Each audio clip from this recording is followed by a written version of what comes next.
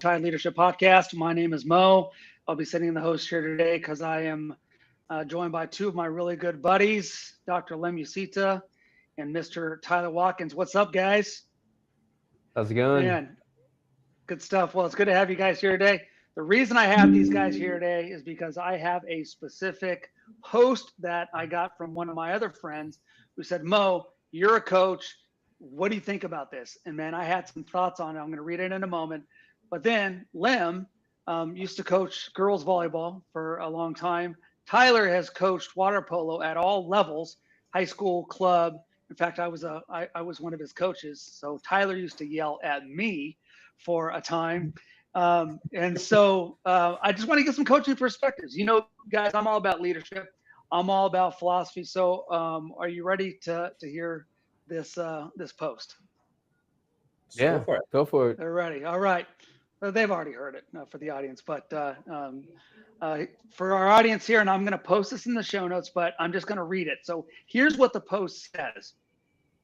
And this guy writes this. It's on Facebook. He writes, so let me say this, because folks here are acting slow today. Dre Kirkpatrick Jr. has just been suspended indefinitely for eluding police and speeding. Coach DeBoer of Alabama, Roll Tide, made the call. Now, I keep seeing people crying in the comments saying things like this. He's just a kid. How does this warrant indefinite suspension? Everybody makes mistakes. Saban would have given a second chance. I can't believe Coach DeBoer did that. First of all, this is not Nick Saban's ship anymore. This is Kalen DeBoer's program now. New captain, new standard, new accountability. And secondly, just because you made a dumb decision at 18 doesn't mean everybody else gets a pass. It only takes one bad decision to ruin your life. One time to lose your scholarship, one time to get arrested, one time to get killed. When you play college ball, D1, D2, D3, it don't matter. You are held to a standard and on and off the field. Every coach says it. When you take the scholarship, you become a representative of the university 24/7. You don't get to pick and choose when you feel like being responsible. So no, this isn't not a big deal. It is a big deal. Nobody to blame but himself. Do I hope he learns from it? Absolutely. Do I hope he bounces back stronger? Yes. But accountability is real. Consequences are real. And this is a wake-up call for every high school recruit watching. If you want to play at Alabama, you better keep your head on straight. That's the standard. Roll Tide. So, guys, you've both been coaches. What are your thoughts on what this guy says about Kalen DeBoer making the decision, about this kid, Dre Kirkpatrick, making poor decisions and now having to reap the consequences of those bad decisions? Go. You go first, Tyler. Sure. So to me, I think it reminds me of the situation at BYU way back maybe 15 years ago with Brandon Davies, I believe was his name. And he broke their honor code. And he didn't do anything illegal, right? But he was removed from the team heading into the NCAA playoffs for basketball. And that was because they insisted so strongly on holding that honor code that they hold all students to, not just athletes at BYU, right? And so that's a pretty intense penalty. And I think we're just seeing it play out again, right? I think especially in this situation, there's not a whole lot of debate. When the charges that are there, administratively, they're waiting to figure out what the punishment will be. But it's pretty obvious that he was in the vehicle, right? So this is not super needing a lot of investigatory skills to put it together. And so I think DeBoer will set the standard and kind of enforce it here. And I think it was interesting because people assume that Saban would not have made the same decision. And I kind of think that's an incorrect assumption from everything we've seen from Coach Saban. Right? Mo, you'd be able to expand more on that. But it seems pretty consistent that he would hold a tight standard regardless of what the player contributed. And he's a solid contributor, but by no means is he the entire team, right? Yeah. When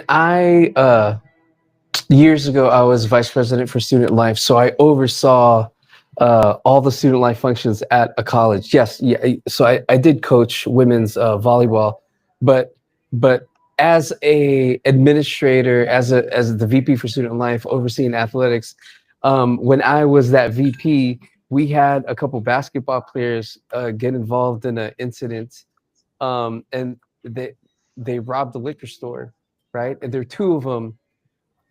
One guy, for whatever reason, like got off on some misdemeanors. The other guy, I think the guy with the gun, got off on felony charges. So I looked up what happened on that day, and he got charged for speeding, for eluding the cops, and reckless endangerment. And they could all, they might be misdemeanors, but they could all be felonies as well. And so like part of this situation, like whether he gets suspended indefinitely or not, if they become felonies, like he's going to jail. Like it doesn't matter. You know what I'm saying? So there's also the legal side of things. Like it's interesting that like, you're worried about him being suspended indefinitely, but this kid might go to jail for some of, depending on how it all plays out. And then that suspension doesn't matter because he has to serve some time. And so one of the other things I was saying is like, these are Gen Zers who grew up on video games, and you get to like, just restart and start the whole thing again. I mean, it's a generation of second chances. Second chances are just a matter of pressing a button and starting over again. Like, you got to live with the consequences of your actions. I mean, there are very real world consequences for the things that you're doing. And, like, sadly, like this generation growing up, they don't necessarily like live in that real world, and they just feel like they can do whatever they want, and they get that second chance. And so I think there's also that Gen Z perspective that kind of doesn't help. Yeah, so curveball to make a conversation a little more interesting. If this was a professional athlete, would we be saying the same things, or would we say, well, let's let the court case play out, right? And Yeah. is college sports becoming more professionalized with NIL and the amount of money they're making, and schools, do we expect them to maintain that same integrity, or might they become more like several other professional teams that have allowed a player to play out while the case goes to trial? Yeah. Yeah, it has a lot to do with money. I mean, Tyler, to your kind of point or question about, what would Saban have done? Yeah, Saban's given second chances, but I remember Saban years ago getting a lot of guff for giving a kid a second chance who got in trouble for some pretty hot stuff from a different team, and then he gave the kid a chance and pretty much said, "Well, what do you want me to do?" Like I thought we're about giving second chances. So there was always a reason to do it. He just wouldn't have said, for this kid specifically, to your point, Tyler, it's not fair to say, well, would Saban have done that? We don't know, because he could have, just as rightly done the exact same thing as Coach DeBoer. But here's the thing: it's not Saban's team anymore. It's Coach DeBoer's team, and everybody wants Coach DeBoer to win. And at Alabama, you do have to win, or you're gonna get the boot. You're gonna get shown the door. But if I'm glad Coach DeBoer is just kind of saying like, "Hey, I'm the captain now. Like, oh, we're doing this my way." Yeah. And you're seeing people starting to buy into his program. So I'm excited, and you know what? I'm glad that he made this decision and kind of just doing things the way he's going to do it. And it's refreshing to me, because if anybody tries to be Coach Saban, it's not going to happen. One more point: I was listening to a couple of guys that have a podcast. Now that Saban's retired, all of his old players are coming out and giving all these great stories about Coach Saban. And there's these two guys that have a podcast, and they were talking about the butt chewings and the epic rants that Coach Saban had. And one of the things Coach Saban would always say to whoever it was during a rant, whether it was at practice or it was during a game, is he would always say, when somebody did something outside of what he told them to do, outside of the standard, usually a play, right? They missed a tackle because they were in the wrong place. When they would come back to the sideline, he would say, "Do you think you're bigger than the program? Why did you do that the way that you wanted to? Why didn't you just do it the way that I told you to?" And that's great. That's the standard of Alabama. And I hope Coach DeBoer does things the way that he's going to do it. the guy's already won a ton of games, a bunch of ranked teams right in a row. Of course, we see the unranked losses and things like that, and people are like, oh my gosh, the sky's falling. But let's be clear here. If Saban would have lost a game like he did to Louisiana Monroe, the sky would have been falling. And remember, Coach Saban had to thwack everybody and say, hey, you guys are a bunch of, entitled brats over here in Tuscaloosa. All you Alabama fans, cool it. We're going to figure it out. Nobody's more upset than I am and the players. And so good for Coach. So anyway, I think Lem, you had another thought. No, I just like the accountability that Coach DeBoer brings to his players. I mean, character really, yeah, he's building character. He's building young men, and in order to play and in order to be involved in this program, this is what it takes. And I love that it's clear, and I love that he set the standard. That's good leadership right there. Tyler, how would you have handled it with one of your guys doing something stupid? Because I know when we coached together, we did have some kids, and in fact, you had a situation one time where you let a kid play when everybody else told you shouldn't have let him play, but you did, and that got you a lot of criticism, and you were just like, I'm running this the way that I think I should. So, what do you think? Yeah, so to be clear, this was a pumpkin patch incident and not evading the police, right? A couple athletes were suggesting they were going to be in location A, but instead went to the pumpkin patch with some high school girls. And I got told by everybody that this was such a dramatic violation of this code and standards and the normal conduct that should be expected of everybody else. And when I listened to them, I was kind of like, yeah, I was 16 once. I might have ended up at that pumpkin patch, right? And so to me, I think you have to look at the severity of the standard breach, right? And could a reasonable person do that? And I think in this situation, we're seeing evading police. That would have been way different. If any of my kids had any criminal activity, that's one thing. But a lot of people felt that I was wrong in that and that I should have held them to breaching the standard of their teammates and kind of figuring it out. And I could see that point of view, but I also was balancing the objective of what we were trying to achieve for the year. And that's what I kind of see here for the naysayers on Coach DeBoer's decision. They're saying it might hurt our chances at making the playoff, right? And so is it worth not making the playoff and letting the other 50-plus guys down because one person made a bad decision? And it depends. I could see that argument, but I still think you have to make the correct ethical decision in this scenario, right? And you might look back a year from now, and if Alabama doesn't make the playoff and Coach DeBoer gets dismissed, in retrospect, would you say he made the right decision? It's very possible that's the outcome. All right, should I answer it? I still wouldn't let him play in this situation. It's too far. But if he would have missed practice to go to the pumpkin patch, I might have let him play. So Tyler, do you treat what do you treat all of these things differently depending on how good a player is? Do players get different consequences depending on if they are a starter or not? Yeah, so we had this conversation that same year where ahead of time somebody complained that this athlete would show up 5 minutes past the desired warm-up time that we would give them. And I told them, I said, hey, I don't care if we're playing in the championship game and he shows up at start time, I'm going to start him. I love this story because for that to I work. Can't believe it. Okay, I'm telling you now, I'm going to do it, so don't be upset. Yeah. And guess what? He was late 5 minutes to a game a couple weeks later, and that coach was really mad that I still started him. And I said, I told you I was going to do this. That's what we're doing, right? Like, I'm not changing the entire game plan because he was 5 minutes late. That's ridiculous, right? But there's other coaches that don't think it's ridiculous and they run to a tighter standard. And I think the level you're playing at really matters. In a high school sport, holding somebody accountable over 5 minutes or not letting them the grace of hanging out with their friends and making a couple bad decisions is a little bit unreasonable, right? And in my approach in high school sports, I want to support those athletes in a well-rounded manner. And I want to let them do things. I want them to be in theater. I want them to play basketball if they want to, contribute in different sports, do whatever it is, and have social life. It's fine. But in college, the rate that they're paying these athletes these days, it's job, and there's not a whole lot of room for this kind of grace. It's a different level of expectation. So Yeah.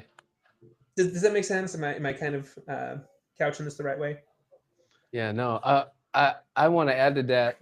Um, we're only seeing like a little snippet. We're only seeing like this thing that happened, and there was a meeting behind this where they laid it all out, and this was the best decision.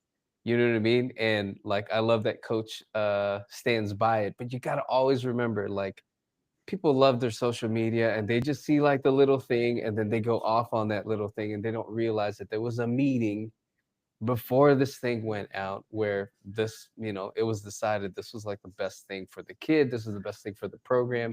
And like you're saying, Tyler, like this isn't just like a kid, it's a program. There's millions of dollars behind this decision, and this was the best decision for this program, the whole program, not just for the kid. And hopefully this kid learns this lesson. You know what I mean? You gotta he has to suffer the consequences of his actions, and hopefully he learns from it. So one tough thing with suspended indefinitely, and if we go back to the Great Pumpkin Patch incident, I did suspend the kid for one game, but people wanted me to permanently kick the kid off the team over going to the pumpkin patch, right? I wasn't going to do that. And so suspended indefinitely could be a game, it could be a quarter, it could be a practice, right? Right. And I right. think that wording is both smart and dangerous by Coach DeBoer, because now if they get into the playoff, there might be a renewed pressure to put him in. And so does he really want to get him off the team permanently? Is it more of we want to see how this develops? Who knows? But PR could be anything. Yeah, I'm all about, as a coach, not tipping my hand. I think suspended indefinitely, although it's dangerous, that's the right way to go, because he can let him come back on the team next week, or like you said, Tyler, he could let him come back during the playoffs, or he could just kick him out the team forever. Or when the kid says, well, I don't want to keep waiting, I'm going to go into the transfer portal. Great. So everybody has their decisions that they have to make. But I think Coach is doing a great job. In closing, just let me say, for any of my student athletes that are listening out there, that I completely disagree with Tyler. If a kid's 5 minutes late, he would have been booted. But Tyler knows that, because to Tyler's credit, a lot of people, when Tyler brought me in, got mad because I would make decisions, and I was a hard butt, and that was the way that I coach. I still coach that way. And Tyler would just say, well, sorry, Mo's coaching, this team or this, this age group. And if you don't like it, then tough toenails. So although I don't agree at all with Tyler, he and I always got along great, because he's got his philosophy, I've got mine, and we both respected each other's philosophies. And so, coaches, the question for you is out there, and leaders in general, what is your philosophy of coaching? What is your philosophy of leadership? Again, with Tyler, when I moved from being one of his coaches to being an actual a leadership development guy within his entire program, what we focused on is knowing what your philosophy is within the philosophy of the organization. So I knew Tyler's philosophy, and I would tell his coaches that came after me, I'd say, just because you don't have the exact philosophy of Tyler, you're not going to do it. He's not going to kick you out and say it's my way or the highway. He's going to ask you why you do things the way that you do. And if it misaligns with what he does in his organization, well, then he's not going to have you come back. But with somebody like Tyler and I, that had like vastly different ways of doing things, we coached well together, and I coached well under Tyler. And then I helped train his people to be a part of what he was doing, because we all knew what we were doing. So what is your philosophy, leaders? What are the things that you're doing out there? Like Dr. Lem said, you're dealing with a different generation now. It doesn't mean that they get to shirk responsibility. And that's what I liked about the Facebook post that we're gonna add to the show notes. But you have to have your philosophy, because if you don't stand for something at that point, when something like this happens, you're not going to stand for anything. So guys, thanks for being on today. We'll do this again soon. If you have questions, coaches, or about coaching, or coaches you've had that you hate and made horrible decisions like Coach Tyler or Coach Mo or Coach Lem, let us know. or maybe you were one of our student athletes and you're seeing this and say, these guys are out to lunch. They don't know what they're talking about. We want to hear it all. Drop your comments, drop a like, drop a dislike. I dare you. Guys, thanks so much. I'll see you next time. Thank you. Thank you.